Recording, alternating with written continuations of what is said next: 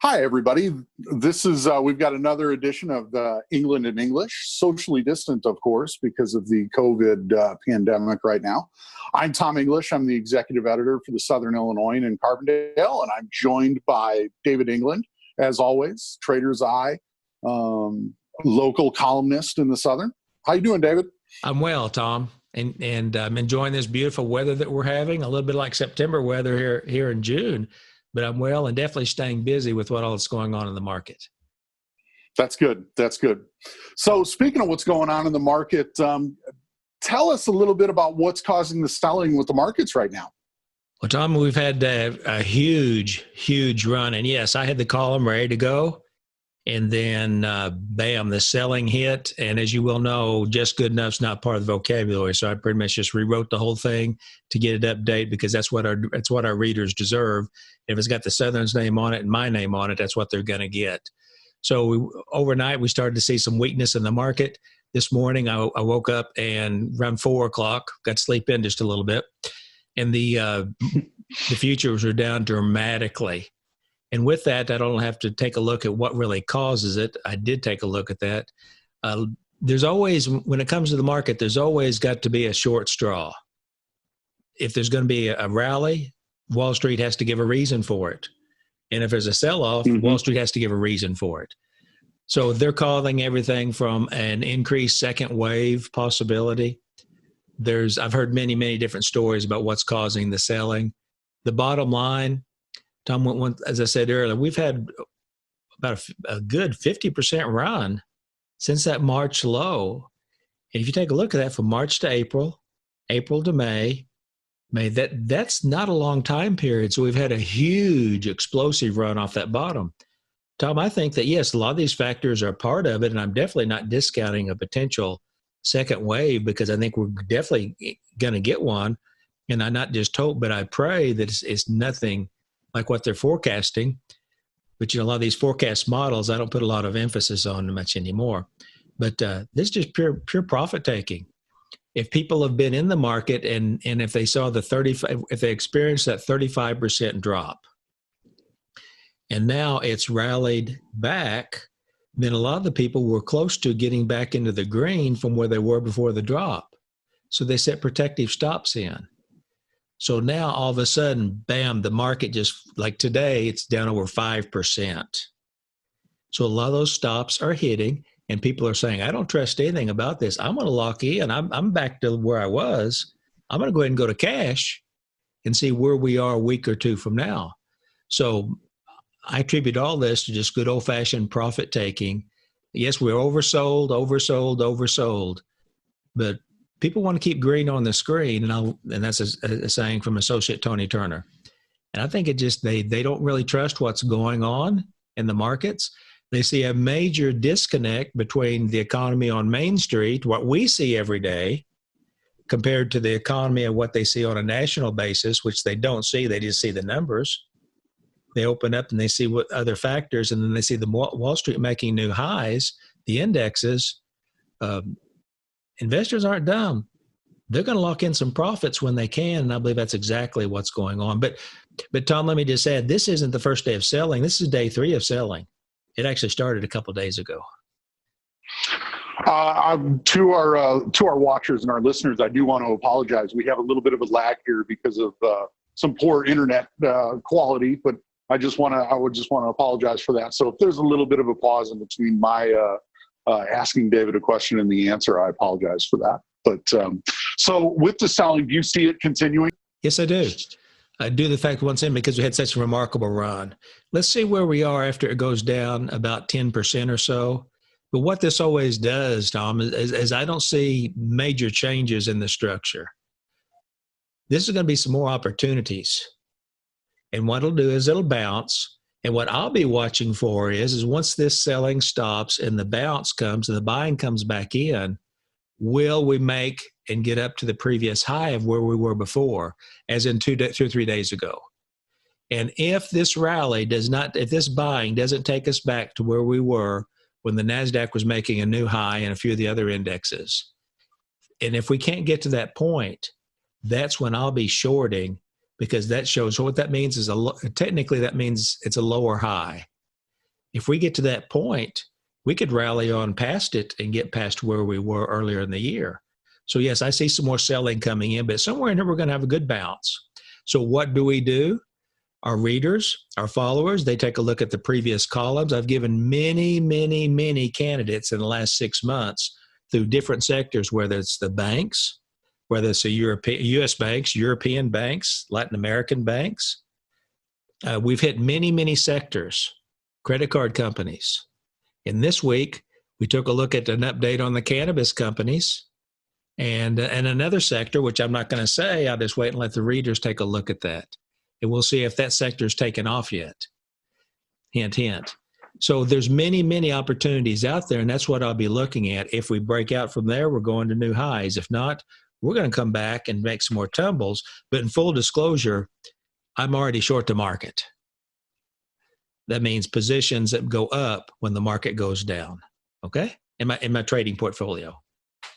And as a reminder, you guys everybody can read David's columns at thesouthern.com. Just search for Eye on the Market, and they're all right there. Yes. So, David, do you see negative interest rates here in the U.S. coming? As we speak, no. And I believe that answer will be a quality answer until probably September or November or December. But come next year, I personally, Tom, if we keep going on this trajectory and keep putting more trillions on the Fed's balance sheet, I don't care what the Fed says, because many times what the Fed says and what they have to do are two different things. But I think that it's inevitable that we will get into negative interest rates. Now, that's the interest rates with the treasuries. That's not mortgage rates. We got a question coming up on that. But many economies already have negative interest rates.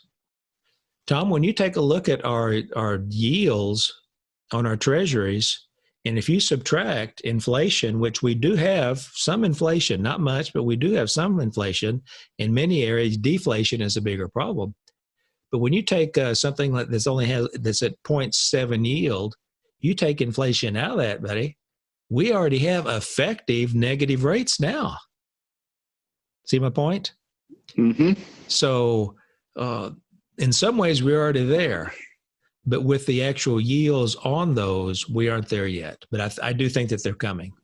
But another thing is I do see low rates for some time now, for some time. So you kind of alluded to this a little bit, but how exactly are mortgage rates calculated? The closest way that we can come with a benchmark, there's no lockstep way that they're calculated. But when we take a look at this, we take a look at the 10-year Treasury note and what the yield is, not the price, but the yield. And we take the yield on that, add what the banks will add, their spread, because you got operating expenses, so you got to have a spread in there. It has to have a little bit of profit in there because we that's the name of the game business wise. But it's a 10-year note plus whatever the spread is. But it's not lockstep, Tom, and because we have a thing called supply and demand. There's many times where our readers will send a question. Well, the 10-year yield has dropped. Why did why did the mortgage rate go up? Well, which it can. And by the way, we've had a lot of, for lack of a better word, funkiness since COVID has hit our vocabulary. COVID-19 has been 1 through 18. But since COVID hit, it's really put a difficulty, I should say, into the mix on the 10-year yield and the actual mortgage rates. So here's why. Let's say that that there's a huge demand for mortgages. Well, then at that point in time, due to supply and demand, if there's over demand, they don't have to drop the rate. Matter of fact, they could actually raise it a little bit more in relationship to what the 10-year yield is. Well, let's say they want to stimulate more mortgages and the applications are down. Well, then they can drop that rate down just a little bit and it can attract more buyers. And as we talked about, I believe, don't hold me to it, Tom. I know you already know the answer. You got a memory like an elephant, but I believe it was 3 podcasts ago that we talked about the refinancing, and that was after we've had a really good drop in the mortgage rates. But you and I discussed this, and we warned people, just because the rate is down doesn't mean you're going to get that. And I gave the analogy of take a basketball going through a garden hose. That was how many mortgage applications were coming in at the time. When that many mortgage applications came in, the rates actually ticked up to help kind of slow the application process. But Tom, I'm going to make a prediction that today's rates are 2 or 3 times or 4 times lower than when your mom and dad financed their first house or my mom and dad financed their first house. Because they were I'll guarantee, I never met your folks, I'm sure they're fine people, but I'll guarantee you when they financed, it was probably in the teens, especially if they financed it in the 80s. Yeah, before that, but all right. The high 80s. Because I can remember talking to people, and they were lucky to get a 16% mortgage and were happy to get it. My gosh, I can remember I was so happy one time when I refinanced from a 6.5% to a 5.5% yield. Yeah. And now we're looking at yields from 3.7 down to 3.2, depending on your credit rating. It's remarkably low yields, which also adds to a lot of real estate, which I know, can I just add something in here? There wasn't a question here, but with all the negativity we have in our state, let me throw some positive in there. I constantly keep up with the real estate because part of my own portfolio deals with real estate. And years ago, I had a home building business. We got in 23 units. And so I have a little bit of experience when it comes to real estate. My associates that are in the real estate industry in Southern Illinois, they don't have enough time to catch their breath. They are showing so many houses. Real estate is really moving in some of our counties in Southern Illinois, namely Williamson and Jackson County. So I get so tired of all and rightfully so on some of the gloom and doom that a lot of people have in our area, and rightfully so on some of it. But when it comes to real estate, there are many areas where they can't get enough inventory now.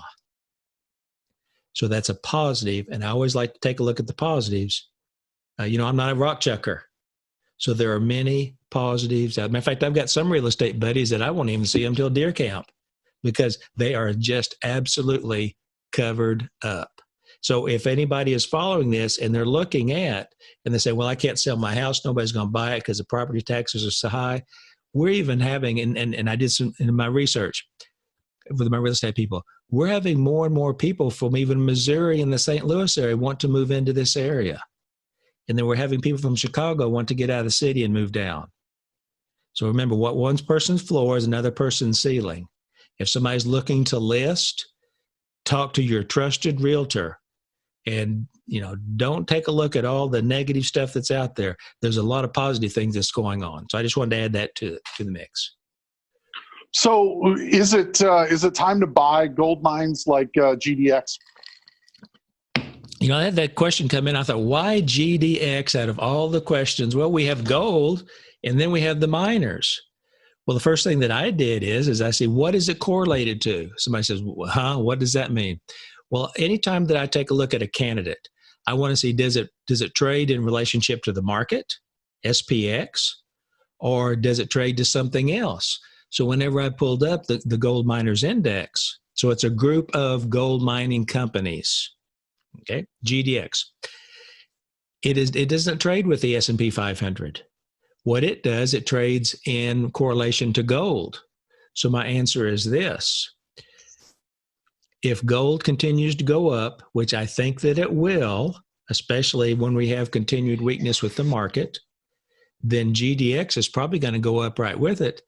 And Tom, as we speak, and I will, when this gets posted on Facebook, which people are watching right now, all you got to do is just scroll down, and as soon as it's posted, I will add the Simple Simon system so you can see what the system is saying about GDX. So I'm not going to answer that.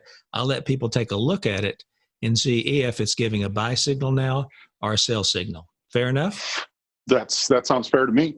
And you can also check out David's Simple Simon system in his columns. I believe it was about 5 or 6 columns ago, 6 weeks at thesouthern.com. I think that's the right timeline. Yes. There. But so another question, Are there other VIX trading candidates cheaper than TPIX? Well, last week I did the column on on volatility, the VIX, and that was from a reader from way out in Arizona. Tom, your online edition, it's more than Southern Illinois. I get stuff from people from all around the country, and so you got the Southern has a following out in Phoenix, relocated folks or something. I don't know, but matter of fact, that question came in with last month's podcast, and we didn't have time to get it in, so that's why I wanted to make sure. And I got in touch with the fella, and I explained to him that we would do it, and then last week I went ahead and sent him his answer. So I don't leave any stone unturned. Yes, there are other products other than TVIX. And since that column, I don't say hit a nerve, but saw a lot of opportunity, I'm going to go ahead and do some others and even feature low volatility products.